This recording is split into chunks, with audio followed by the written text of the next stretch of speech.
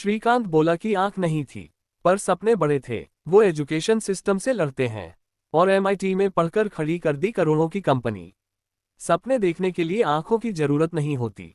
श्रीकांत ने भी सपने देखे और बड़े सपने देखे, और न केवल देखा बल्कि उन्हें पूरा भी किया। नमस्ते प्रिय दोस्तों, आप देख रहे हैं आपके अपने YouTube channel great people struggle को। आज की इस प्रेरक, रोचक और संघर्ष से भरी कहानी को आइए जानते हैं।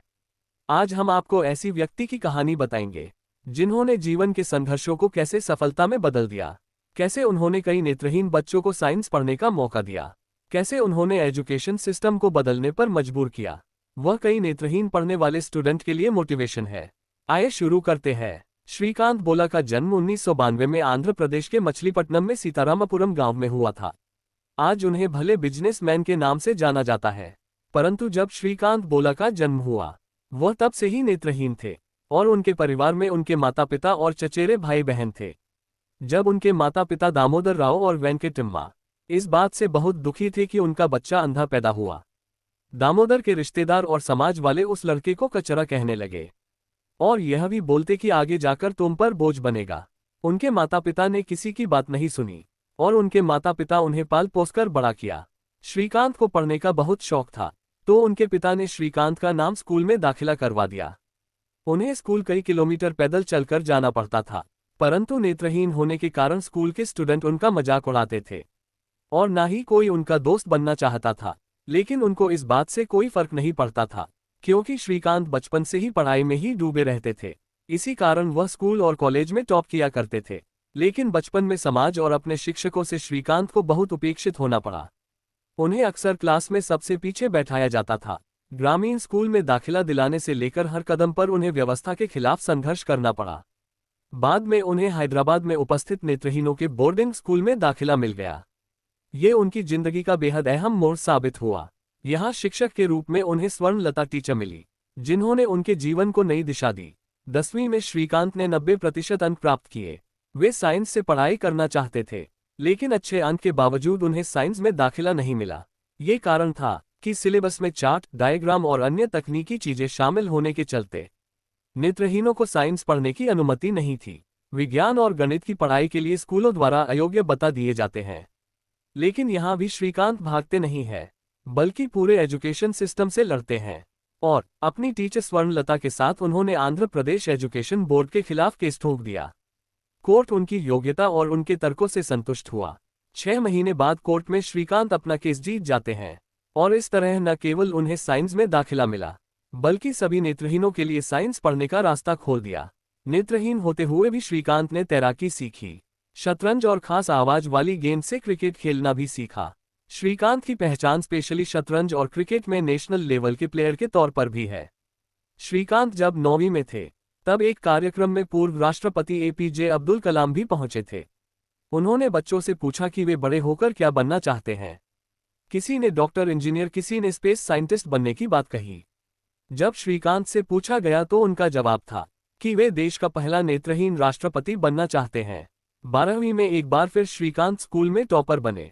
उन्होंने 98% अंक प्राप्त किए, लेकिन 98% अंक प्राप्त करने के बावजूद भी आईआईटी ने उनका एडमिशन लेने से मना कर दिया।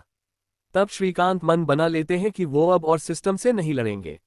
वो अपनी टीचर से कहते हैं, मेरा काम नहीं है सिस्टम को सुधारना। अगर आईआईटी को मेरी जरूरत नहीं है तो मुझे भी आईआईटी की जरूरत नहीं। यहाँ पर भी उन्होंने हार नहीं मानी और श्रीकांत ने फॉरेन यूनिवर्सिटीज के फॉर्म भरे और कई संस्थानों ने उनका दिल खोलकर स्वागत किया।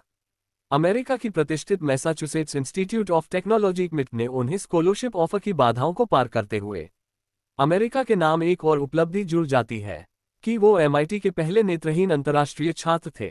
श्रीकांत अमेरिका से ग्रेजुएट हुए। श्रीकांत उन दिनों को अपने जीवन का अनमोल हिस्सा मानते हैं। श्रीकांत की काबिलियत देखकर पहले नेत्रहीन छात्र के रूप में जब एमआईटी ने स्कॉलरशिप दी और वे चर्चा में आए तो स्वाति भी उनसे प्रभावित हुई। सोशल मीडिया से हुआ परिचय धीरे धीरे दोस्ती में बदल गया और जब स्वाति अपनी पढ़ाई के लिए अमेरिका गई तो दोनों के बीच की दोस्ती प्यार में बदल गई और दोनों में प्यार की शुरुआत हुई। अमेरिका में पढ़ाई पूरी करने के बाद उनके पास कई बड़ी कंपनियों में नौकरी के ऑफर थे। उन्हें अमेरिका बहुत पसंद आ गया था, क्योंकि अमेरिका में श्रीकांत अंधे होने के बावजूद हर एक चीज कर सकते थे। परंतु भारत में अंधे को हर चीज करने में रोका जाता था, इसलिए वह भारत नहीं आना चाहते थे। लेकिन उनकी प्रेमिका स्वाति के समझाने पर वह भारत आने के लिए तैयार हो गए, क्योंकि अपनी तरह के नेत्रहीनों के लिए कुछ करने के इरादे से श्रीकांत स्वदेश लौटे और हैदराबाद में उन्होंने अपनी टीचर के साथ नेत्रहीनों के लिए कंप्यूटर इंस्टीट्यूट खोला। लेकिन वहां प्रशिक्षित युवाओं को कहीं नौकरी नहीं दिए जाने के बाद उन्होंने खुद की कंपनी खोलने को सोचा। उन्होंने एक गोदाम को देख रखा था, अब उन्हें इन्वेस्टर की कमी थी। श्रीकांत और उनकी टीचर पैसे के लिए इन्वेस्टर और बैंकों के पास जाते थे और वहां भी नाकामी ही मिलती थी और उन्हें कचरा कहकर ठुकरा दिया जाता था। जब इन्वेस्टर रवि के बारे में पता चला कि रवि भारत के सबसे सफल उद्योगपतियों में से एक है, श्रीकांत ने रवि के पास जाकर अपना बिजनेस के बारे में बताया, तो रवि उनके बिजनेस आइडिया से प्रभावित हुए। उनके बिजनेस में रवि ने इन्वेस्ट किया। श्रीकांत की जिंदगी में उनके सपनों को पंख देने में उनके दोस्त और पार्टनर रवि मंथा का बड़ा हाथ था। उन्होंने बोलेंट इंडस्ट्रीज नाम की कंपनी की शुरुआत की, जो एक इको फ्रेंडली पैकेजिंग कंपनी है। उन्होंने अपनी कंपनी में विकलांग लोगों और गरीब लोगों को रोजगार दिया। यहां से उनके सपने पूरे होने लगे। श्रीकांत बोला ने 2022 में अपनी प्रेमिका स्वाति से विवाह के बंधन में बंध गए थे। पैकेजिंग सॉल्यूशंस बनाने वाली बोलांट इंडस्ट्रीज लगातार आगे बढ़ रही थी। साल 2018 तक कंपनी ने 20% की औसत मासिक वृद्धि दर के साथ 150 करोड़ रुपए का रेवेन्यू हासिल किया था। वर्तमान में कंपनी का टर्नओवर 500 करोड़ है। श्रीकांत का अब तक का जीवन उपलब्धियों से भरा रहा है। अप्रैल 2017 में श्रीकांत बोला को फोर्ब्स मैगजीन ने एशिया 30 अंडर 30 उद्यमी लिस्ट में शामिल किया था। श्रीकांत इस लिस्ट में शामिल 3 भारतीयों में से एक थे। पूर्व राष्ट्रपति डॉक्टर APJ अब्दुल कलाम से भी श्रीकांत का कनेक्शन था। श्रीकांत लीड इंडिया 2020 द सेनकेड नेशनल यूथ मूवमेंट के सदस्य बने। इसके बाद कई अन्य मीडिया हाउसेस की ओर से उन्हें young change maker of the year, नव नक्षत्र सम्मान, emerging entrepreneur of the year समेत कई अवार्ड मिले। श्रीकांत को यूके, मलेशिया, युगांडा और अन्य देशों में भी सम्मानित किया जा चुका है। 2019 में केंद्र सरकार ने नेशनल एंटरप्रेन्योरशिप अवार्ड से नवाजा। साल 2021 के लिए श्रीकांत को वर्ल्ड इकोनॉमिक फोरम द्वारा यंग ग्लोबल लीडर चुना गया। श्रीकांत सितंबर 2016 में स्थापित सर्ज इम्पैक्ट फाउंडेशन के डायरेक्टर भी हैं, जिसका लक्ष्य देश में व्यक्तियों और संस्थानों को 2030 तक सस्टेनेबल डेवलपमेंट गोल्स को प्राप्त करने में सक्षम बनाना है। दोस्तों, वीडियो अच्छी लगी तो वीडियो को लाइक करें और सभी दोस्तों को शेयर करें। साथ ही ऐसी ही वीडियो रोज जानने के लिए चैनल को सब्सक्राइब कर बेल आइकन दबाना ना भूलें।